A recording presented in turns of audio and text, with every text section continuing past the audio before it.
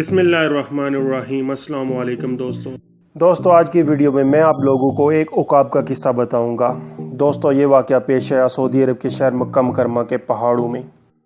दोस्तों मक्का मुकरमा के पहाड़ों में जब एक सऊदी लड़का जिसका नाम फाहद था घूमने गया तो उसने पहाड़ की चोटी से नीचे देखा तो उसको लगा कि कोई चीज़ वहाँ मौजूद है।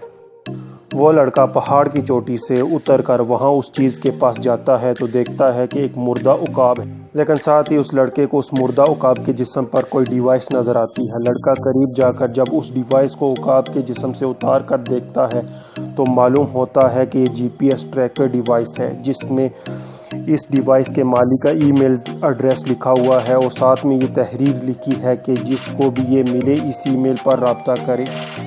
वो लड़का जब इस GPS ट्रैकर डिवाइस को घर लेकर जाता है और अपने कंप्यूटर के साथ अटैच करके देखता है तो उसे बहुत ज़्यादा हैरानगी होती है कि ये GPS डिवाइस बहुत साल पहले कज़ाकिस्तान के एक बंदे ने इस उकाब के साथ लगाया था और तकरीबन 19-20 साल तक ये उकाब इस डिवाइस में सब कुछ रिकॉर्ड करता रहा जिसके ऊपर से वो उड़ा। इन सालों में ये उकाब दुनिया के बहुत सारे मुल्कों में जा चुका था, जिसमें एशिया के बहुत सारे मुल्क और यहाँ तक कि ये उकाब अफ्रीका में भी जा चुका था।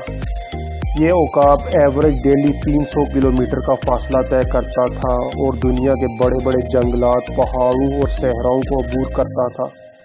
लेकिन इसमें सबसे ज़्यादा सऊदी लड़के फुआद को जिस चीज़ ने हैरान और परेशान किया वो ये थी कि इस उकाब ने अपनी ज़िंदगी का सारा सफ़र खुश्की के रास्ते उड़ते हुए तय किया। वो कभी भी समंदर के ऊपर नहीं उड़ा।